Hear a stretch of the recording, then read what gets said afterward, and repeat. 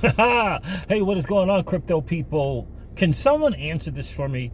Why is it that Joseph Lubin and Consensus can publicly advertise about staking, and yet there is no action from this nation's government and or alphabet group about his staking program? I'm trying to figure that out. Are we expecting something to happen to them? How is it that Consensus and this, all these upgrades to the staking that Ethereum is doing, and there's no notices? That's fascinating to me. That is really, really, really fascinating to me. I can't explain it. I think Ashley Prosper is onto something. I'm going to get into that in a little bit as well from crypto Twitter. I'm going to get into that as well because I just don't understand it. I think I understand it, but I just find it fascinating that nothing's going on there. So there was an article from on Twitter today. Interestingly, I think from like a Coin Market Cap blog. Saying the SEC versus Ripple lawsuit was influenced by J.P. Morgan. Well, you don't say. You think? Let us not forget that J.P. Morgan sent about 10 to 15 people to the office of Ripple in California. Let us not forget that. What do you think that was? Because they had time on their hands? 10 to 15 people?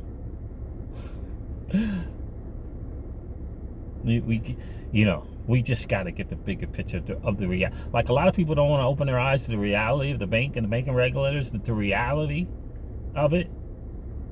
Not the 9,990 banks, but the top 10, 5 to 10 banks. No one wants to open up their eyes to the reality of that madness. Yeah, the banking regulators, including the Fed, gotta wake up to that. So here's the thing, interesting little point. JP Morgan, BNY Mellon, and the NASDAQ, for example, they still do business with crypto companies. How is that happening? How are they still able to do that? Think about that. NASDAQ just announced their custody solution. Fidelity in crypto for a bit now, and I would argue is crypto friendly. But yet the SEC and other alphabet groups are going after other companies trying to provide the same services. You ever think about that? John Deaton's sounding the alarm. I've been sounding it from day one. Right? How the powers that be want to try to turn this digital asset space over to their banking buds. Ultimately, is what it is. Their banking buds. So, word on the street, BitTrue is out, fam. BitTrue is out of the United States. Gone. Isn't that interesting?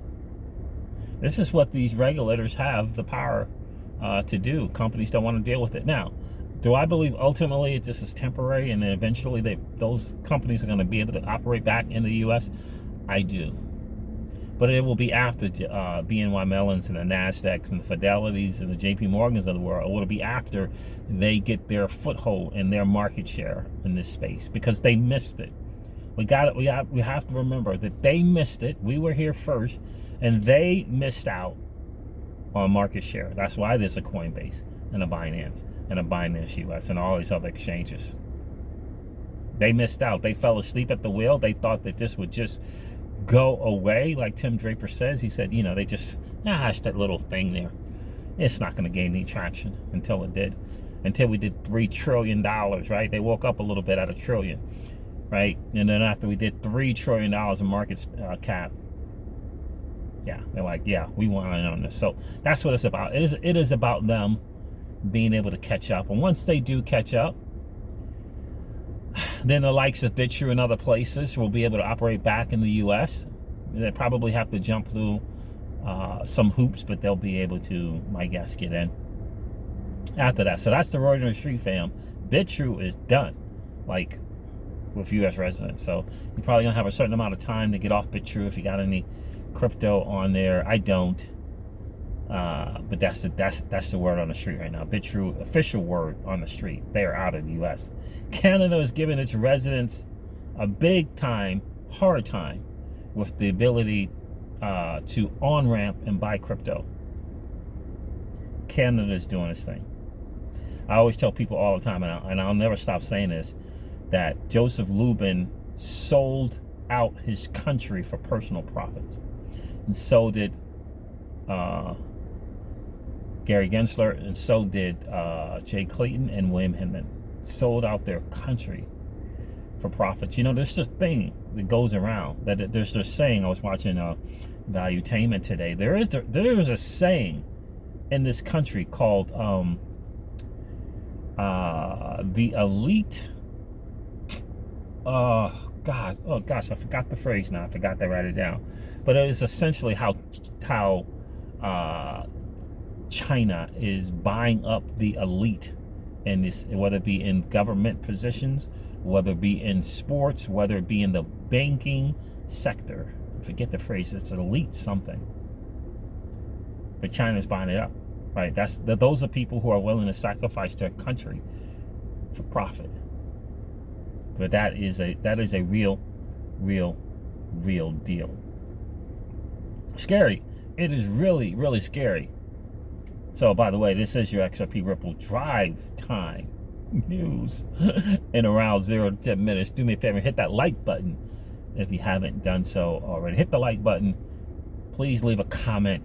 What do you think about the idea and the notion that China is buying up the elite in this country? Whether it be the professional sports places and persons, whether it be real estate, whether it be government positions, and the banking sector. Tell me what you think about that. That is, and do you have any accounts of that as well that you can share in the comments? That would be awesome. There's an interesting tweet from Monica Long that I think is hugely important to remember. I'm gonna go over this one because this is interesting, right? Monica Long, tokenization has always been a key feature of the XRPL ledger, the XRP ledger, with over 5,400 plus issued tokens, 5,400 since its inception. CBDCs will live on new private ledgers, still based off the XRPL technology. New private ledgers that run parallel to the XRPL. She goes, and that's a comma, using XRP as a bridge to interoperate with other currencies. Private ledger, which is based off the technology, the XRPL, XRP in between, to interoperate with the different currencies. Say that again. CBDCs will live on new private ledgers that run parallel to the XRPL ledger, using XRP as a bridge to interoperate with other currencies. No walled gardens. Doesn't matter if it's other technologies. Ripple has always been that way. They're an infrastructure company. Remember Brad Garlinghouse said that they are a blockchain infrastructure company. Right? So they're going to build the infrastructure. Of course, they're going to allow other networks and or technologies, Bitcoin and Ethereum. And then they're going to say, here, you choose the one that best suits you. But we're here to put the infrastructure in. It's always been Ripple's deal, right? And it makes perfectly good sense. So Ashley Proper is, by the way, in case you don't know, Ashley Prosper on crypto Twitter put a FOIA request for the Freedom of Information Act. She put a FOIA request in regards to communications documentation between the SEC and JP Morgan in reference to Ripple and XRP. She put this into the FOIA request in. It's been delayed once again. SEC now, they did pull the docs and all of that stuff. They say and they claim it is extensive. The amount of documentation is extensive. Now the SEC, after they review these documents, are saying that someone has noted and are requested in these documents that they fall under this designation as confidential treatment. Confidential treatment of these correspondence between the SEC, JP Morgan, about Ripple and XRP. It's falling under confidential treatment, and that they're going to need 60, SEC is saying they're going to need 60 more days to follow this process and or procedure. What they didn't count on is us, you and I. Because here's the thing that they're forgetting. It doesn't matter once this SEC Ripple thing is over. The FOIA requests are still going to be there. Because the idea of seeking the truth is not going to go away. Ripple ain't putting in FOIA requests. This is actually Prosper, a citizen. And then you got the nonprofit organization as well, I forget their name, doing it as well. Why? Because we do not want and live in a place where the nation's 3-letter alphabet groups are allowed to do anything they want. That's what this is about. The SEC, a 3-letter alphabet group, is involved in this. You see what I'm saying? They're not supposed to be involved in this. They're not supposed to be picking winners and losers. So they screwed up, and it ain't going away. These FOIA requests and the idea of finding out and seeking the truth is not going to go away. They screwed up. They thought it was going to just go by the wayside. And a lot of them think, man, I'm just going to get paid. I'm just going to get paid. And at the worst, I'll go to court and, time served and whatever. That's what William Hemming is on. That's the trip that he's on. Yeah. I'm getting paid. I'm stocking away all kind of money. If it makes it to court, I'll deal with it then. Unbelievable. So, interesting point from Wheezy. Wheezy put this out on crypto Twitter. Shout out to Wheezy. I hope you're well, bro. He says Satoshi in Japanese means wisdom or intelligence. I'm sure Crypto Eddie will correct us if this is not correct. Nakamoto in Japanese means central. So Crypto Eddie, if you're watching this, hope you're well, and please correct us if this is not correct. Satoshi in Japanese means intelligence. Nakamoto in Japanese means central. You put that together and you have central intelligence. It is a fact in 1970 that the CIA secretly purchased Crypto AG.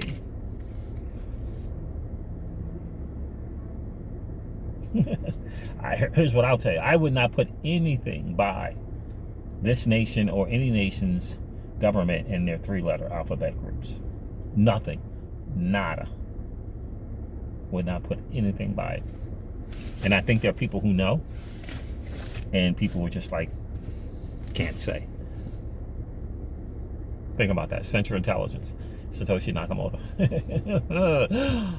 Interesting stuff, fam. Interesting stuff, to say the least. So listen, guys, this has been your XRP Ripple daily news in around 0 to 10 minutes. I hope that it has been of value to you. If it has, do me a favor, hit that like button so that we can snatch up and bang in the crypto, the YouTube algorithm, so that we can get this channel out to more people hanging out on YouTube, watching people crazily pet alligators. Yeah. And if you enjoy the hangout, do me a favor and please consider subscribing to the channel. And don't forget to ring that notification bell so you know whenever we go live or whenever we upload a video. I'm going to end this one like I do all my videos and remind you guys of this, that old money doesn't want you to win. They don't want us to win. They would rather that we remain a cog in their perpetual wheel of trading our time for dollars. They don't want us to play in the same playground that they play in, where we allow our money to work for us. This is our chance to win, guys. The digital asset space is our chance to win.